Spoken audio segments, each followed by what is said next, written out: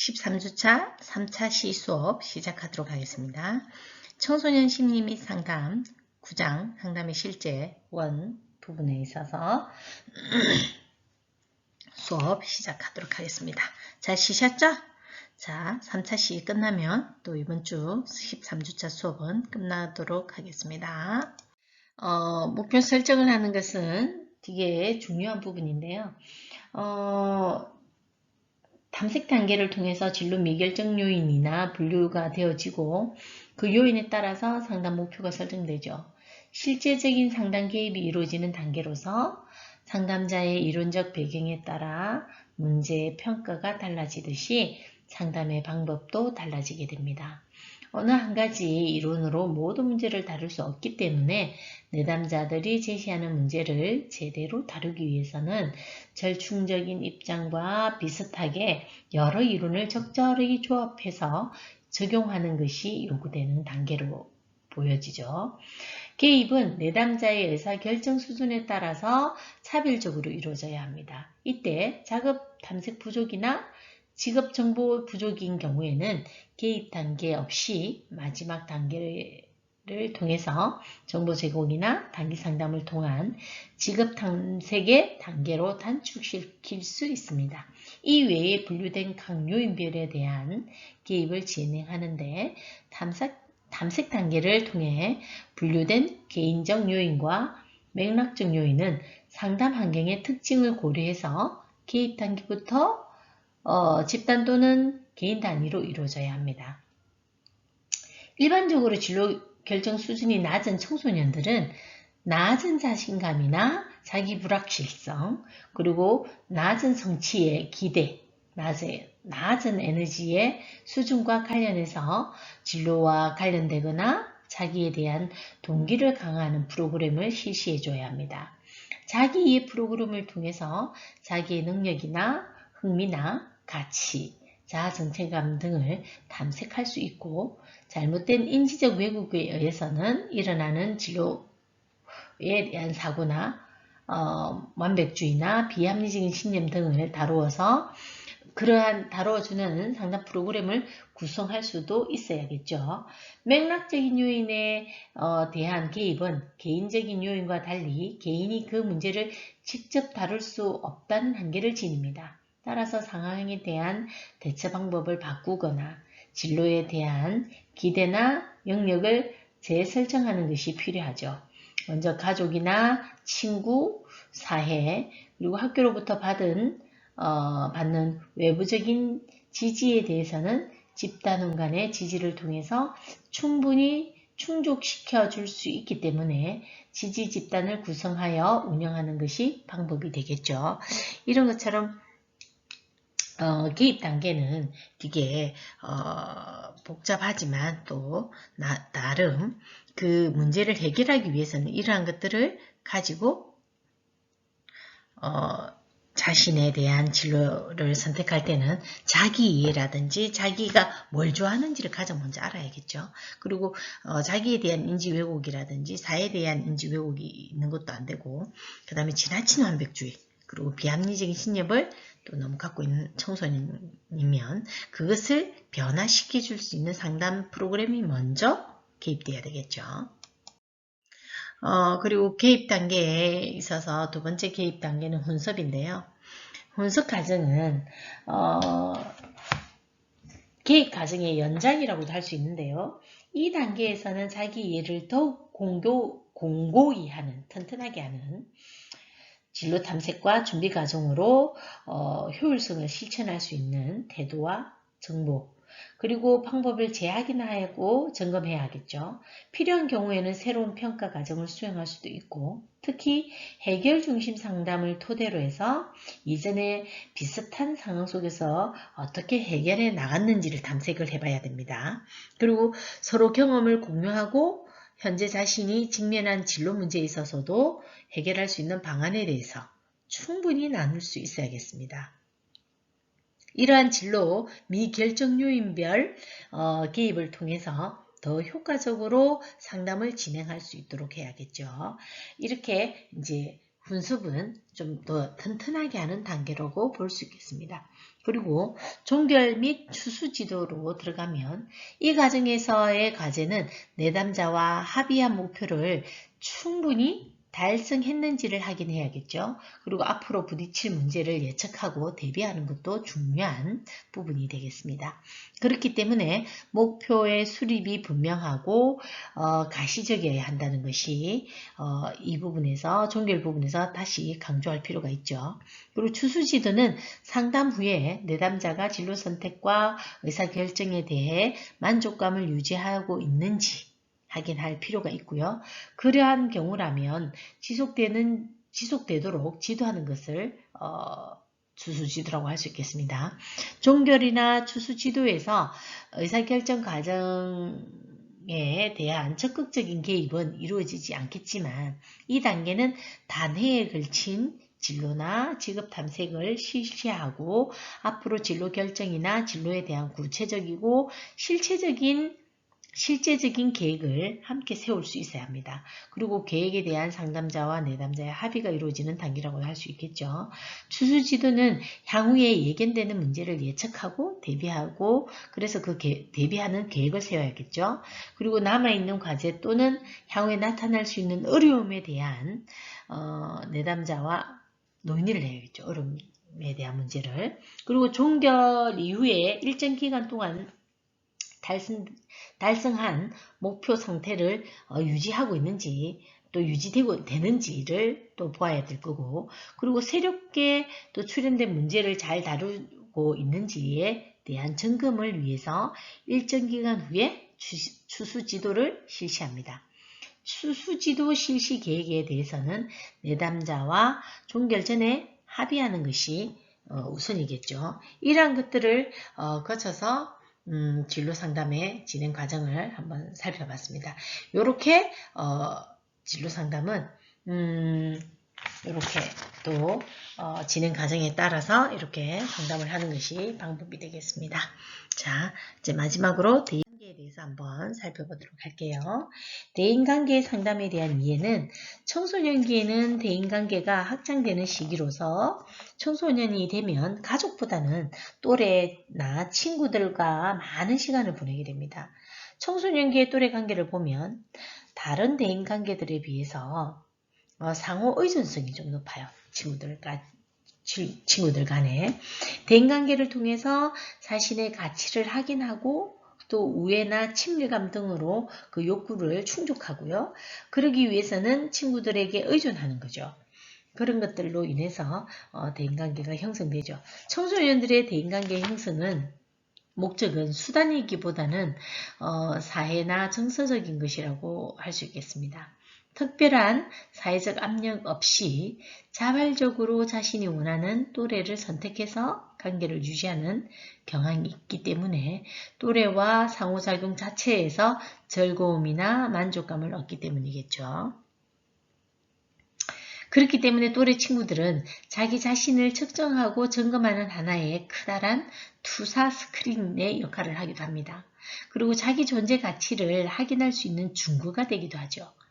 집단에 속하는 청소년들은 서로 가치관이나 태도, 취미나 흥미, 그러한 것들이 동일한 것이라고 기대하고 또 또래 간에 상호작용을 하면서 동질감을 느끼기도 하고 친밀감을 느끼면서 그 친밀감 향상을 하고자 하는 것도 있죠. 청소년에 대한 대인관계 형성 시 회피나 불안의 증상이 생기면 청소년들의 적응에 심각한 문제가 발생하게 됩니다. 그러므로 해서 청소년의 적응을 방해하거나 대인 불안이 무엇인지 대인 불안의 특징은 어떤 것이 어떻게 나타나는지 살펴볼 필요가 있겠죠. 대인관계의 불안이 높은 청소년들은 자신의 생각이나 태도가 스스로에게 도움이 되지 않는다고 생각을 합니다. 그리고 매번 알면서도 비슷한 경험을 하고 상황에 처해지면서 습관화가 된 불안이 활성화되어서 자꾸만 사회 상황을 피하고 위축된 사회 행동을 보이는 증상이 발견됩니다. 실제로는 발표할 때는 많이 떨고 있지 않고 그렇게도 보이지 않는데도 정작 본인은 과도하게 떠는 모습을 다른 사람들이 알게 된다고 생각하기 때문에 수치스럽게 생각하는 경우도 많죠. 이러한 사회 불안 증상은 개인마다 호소하는 증상도 다양하고 또 그 자신이 잘못 생각하는 부분도 많고 증상에 대한 이해나 태도가 성향이나 개인차가 또 있죠. 대인관계 어려움을 가진 대부분의 사람이 흔히 호소하는 정서적인 어려움은 외로움과 고독감이 많습니다. 아무도 자기에게 관심이 없고 애정을 기울이지 않고 자신의 어려움을 공감해주고 함께 도와줄 수 없다, 도와주는 사람이 없다고 생각하는 거죠. 비교적 구조화되어 있던 중고교 시절과는 다르게 생활에 자유로움이 있는 대학생들에게는 선택의 폭이 넓은 대인관계 상황에서 상대를 선택하고 좀 더 적극적으로 접근하는 대인관계를 발전시키고 유지하고 그리고 또 그 유지하기 위해서 노력하는 결국은 부담감으로 작용하게 되는데 후기 청소년들의 성격과 대인 문제를 주호소 문제로 상담을 원하기도 한답니다. 대학생이 되면 이런 것들의 차이가 있을 수 있다.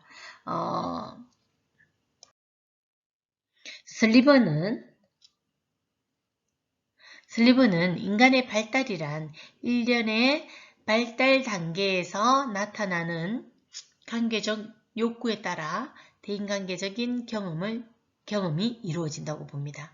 그리고 인간은 태어날 때부터 생물학적 욕구나 심리적 욕구를 가지고 있고 유아의 심리적 욕구에 대한 어머니의 정서적인 반응을 통해서 자기 체계를 형성한다고 보시면 됩니다. 그래서 우리가 주 양육자와 관계하면서 그 대인관계에 대한 어떤 반응이나 그런 걸로 통해서 체계가 형성된다고 보면 됩니다. 대인관계 기술이나 이런 것들이. 그리고 이런 것들이 어쩌면 그 애착관계나 이런 것들이 발생하기도 하죠. 그 주 양육자와의 관계에서. 그 관계가 자기가 요구하는 것들을 적극적으로 반응해주고 들어주면 인정받고 또 자존감도 올라가고 난 중요한 사람이야 라고 인식하는 그런 경우도 있습니다. 그리고 윌리엄은 대인 간의 첫 만남 집단의 경험, 관찰이나 연구를 바탕으로 해서 기본적인 대인관계를 지향성이 라고 대인관계 이론을 정립하기도 합니다. 이 이론에서는 모든 개인을 포함해서 통제, 애정이라는 세 가지 대인관계 욕구를 가지고 있다고 보죠. 이 세 가지 욕구의 분석을 통해서 각 개인의 대인관계 행동을 충분히 예측하고 설명할 수 있다고 윌리엄은 주장하고 있습니다.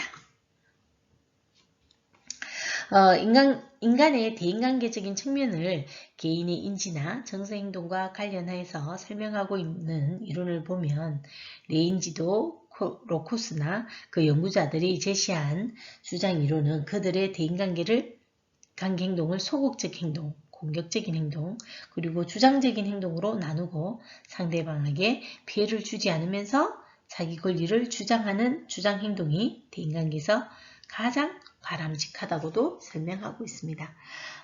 윌리엄의 이론은 모든 개인은 이 세 가지 욕구를 통해서 개인의 어떤 관계를 충분히 예측하고 이렇게 설명할 수 있다고 얘기하죠. 그리고 레인지 로코스의 그 외의 학자들은 인지정서 행동 밀접한 관련이 있는데 대인관계에서는 문제가 되는 소극적 또는 공격적 행동은 대인관계와 관련된 기술 부족으로 인해서 행동적인 원인이 되기도 하고 비합리적인 생각과 같은 부적응적인 인지나 관련된 인지적 원인이 불안이나 두려움과 같은 정서와 관련된 정서적 원인 때문이라고 주장한다는 거죠. 그리고 뒤의 교류 분석을 보면 1957년에 미국의 정신과 의사인 에릭 번에 의해서 창안됩니다. 사실 이 뒤의 교류 분석은 성격 검사를 할 때 좀 많이 쓰이는 건데 인간의 교류나 행동에 관한 이론 체계이자 동시에 효율적인 인간 변화를 추구하는 치료 방법으로 활용하고 있습니다. D는 인본주의적 가치 체계 위에서 행동주의 심리학의 명료성과 정신 분석학적 통찰의 깊이를 더한 개인의 정신내적 또는 대인관계 심리학적인 동시에 심리치료 이론이다 라고 할 수 있겠습니다. 이 TA 교류 분석은 내가 아동자아가 많이 발달되어 있는지 아니면 어른자아가 발달이 많이 되어 있는지 아니면 어버이자아가 많이 발달되어 있는지를 보고 그 사람의 성격을 분석하고 대인관계를 또 어떤 그 아동자아로 대인관계를 활용하고 있는지 아니면 어버이자 근거를 바탕으로 해서 대인관계를 이루고 있는지 아니면 또 어버이자로 활동하고 관계를 하고 있는지를 보는 것이 TA 교류 분석의 이론입니다. D는 성격 기능의 강화를 통해서 성격 변화에 초점을 맞춘 치료 방법으로서 비교적 평이하고 인간의 긍정성을 확인하고 자신이 책임질 수 있도록 하고 사고나 감정, 행동을 조화롭게 통합할 수 있도록 하면서 자기 분석을 해나가는 효과적인 심리치료로 보고 있습니다. T는 집단치료 방법으로서 뿐만 아니라 개인 상담이나 심리치료의 방법으로서 널리 인정받고 있습니다. 그리고 대인관계 문제는 8가지 영역으로 나눠지는데 각 영역에서 높은 점수를 받게 되면 그 영역에서의 대인관계 문제를 겪을 수 있음을 의미하죠. 8개의 영역에 보면 리어리가 제안한 두 축을 중심으로 해서 지배성이나 보복성, 냉담성, 회피성, 그리고 비주장성, 그리고 비착취성, 그리고 현신성, 간접성 등으로 구성이 되어 있습니다. 이 8가지로 8개 영역에서 리어리가 제안한 두 축을 중심으로 해서 대인관계를 볼 수 있는 거죠. 지배성을 보면 표에 보면 225페이지에 있습니다. 지배성은 자신의 의견이나 신념을 분명히 밝히는 자신감을 나타내지만 지나치면 타인의 행동을 통제하고 조종하려고 하고 공격성을 표현하는 경향을 말합니다. 사례를 보면 나는 다른 사람들은 내 뜻대로 하고 싶어 하는 경향이 있다라고 볼 수 있겠죠. 나는 다른 사람들을 내 뜻대로 하고 싶어 하는 경향, 이게 지배성이죠. 보복성은 자신의 독립성을 강조하는 성향으로 지나치면 타인을 불신하고 그리고 의심하면서 다른 사람의 필요나 행복을 돌아볼 줄 아는 능력이 부족한 경향을 말합니다. 나는 다른 사람들을 믿기가 어렵다. 냉담성을 가진 대인관계 문제 영역은 애정을 표현하는 데서 서투르고 쉽게 친밀감을 느끼지 못하고 타인과 관계를 장기적으로 유지하는 것을 어려워하고 타인과 잘 어울리지 못하고 타인을 용서하는 데 너그럽지 못한 경향성을 말합니다. 나는 다른 사람들에게 별로 애정을 느끼지 못해 라고 하는 것이 다르게 되겠죠. 회피성은 내성적인 경향으로서 지나치면 다른 사람 앞에서 불안해하고 당황해하고 먼저 감정을 표현한다거나 다가가는 데 어려움이 있습니다. 사회적 접촉을 피하는 경향의 회피성이 되겠죠. 이 사람들의 사례를 보면 나는 집단에서 여러 사람들과 어울리는 것이 어려워 라고 생각합니다. 비주장성은 자신의 주장을 관철시키지 못하고 지나치게 자신의 욕구를 타인에게 표현하는 데 어려움이 있습니다. 권위적인 역할을 맡는 것은 불편해하고 다른 사람들에게 자신을 효과적으로 이해시키지 못하는 경향을 말합니다. 내가 확고한 태도를 취해야 할 때라도 그렇게 행동하지 못하고 그런 것을 무척 어려워하는 것들이 사례라고 할 수 있겠죠. 그리고 비착취성, 타인에게 상처를 입히는 것을 두려워하고 자신의 내적 감정과 분노를 표현하는 데 어려움이 있고 다른 사람에게 쉽게 설득당하는 문제를 보이는 영역으로서 지나치면 다른 사람들이 자신을 기만하고 이용한다고 믿습니다. 이런 사례는 나는 다른 사람에게 쉽게 설득당해 또는 다른 사람들이 나를 이용해, 나를 무시해, 뭐 이렇게 생각할 수 있겠죠. 헌신성이 있는 문제 영역은 대개 자신의 이익을 챙기기보다는 다른 사람들이 먼저 배려하고 기쁘게 하려고 애쓰는 사람으로 타인을 잘 믿고 순종하고 지나치게 적절한 경계를 설정하지 못하는 경향을 말합니다. 나는 다른 사람들에게 너무 신경을 써서 배려하는 편이야 라고 생각하는 게 사례죠. 간접성은 보면 타인에게 많은 관심을 기울이면서 부적절한 자기 노출도 많이 하고 그러므로 해서 또 그 노출되는 문제로 인해서 혼자 있는 시간을 힘들어하고 다른 사람들과의 관계를 주목받기를 원하면서 참견을 지나치게 많이 하는 경향을 말해주죠. 나는 내 문제에 대해 다른 사람들에게 너무 개방적이야 라는 사례를 가지고 있기도 합니다. 이러한 것들을 가지고 대인관계 상담 이론을 살펴보았습니다. 그런 문제의 영역을 가지고 상담 목표는 자율적인 인간이 되는 것으로 구체적으로는 각성, 자발성, 친밀성이 강조되어야 되고 어린이 자아의 기능이 적절히 발휘될 수 있도록 하는데 중요한 목표를 두고 있고 즉 게임이나 각본 없이 자유로운 선택을 할 수 있는 사람이 되도록 하는 거죠. TA의 상담은 계약에 따라서 구성된 책임을 함께 나누는 것으로 특징 지어지는 내담자와 상담자 사이의 동등한 관계를 강조합니다. 내담자는 기대되는 구체적인 변화 목표를 성취하기 위해서 상담자와 계약을 하고 계약 TA 상담에서는 핵심이 되는 것으로 상담자와 내담자 간의 힘이 이질성을 감소시키면서 변화를 꾀하기 위해 함께 노력하는 상담이 되어야 되고 또 그런 상담에 있어서 동반자적 정신을 기르게 되어야 합니다. 그리고 그 계약이 이루어졌을 때 상담은 종결되겠죠. 상담 기술은 상담 분위기나 상담자의 능력과 관련해서 허용이라든지 보호라든지 잠재력이 중요시되고 있으며 구체적인 상담 기술로는 질의라든지 특별 세부 반응이라든지 맞닥뜨림 그리고 설명, 실증, 확립, 해석, 구체적 종결로 나누어집니다.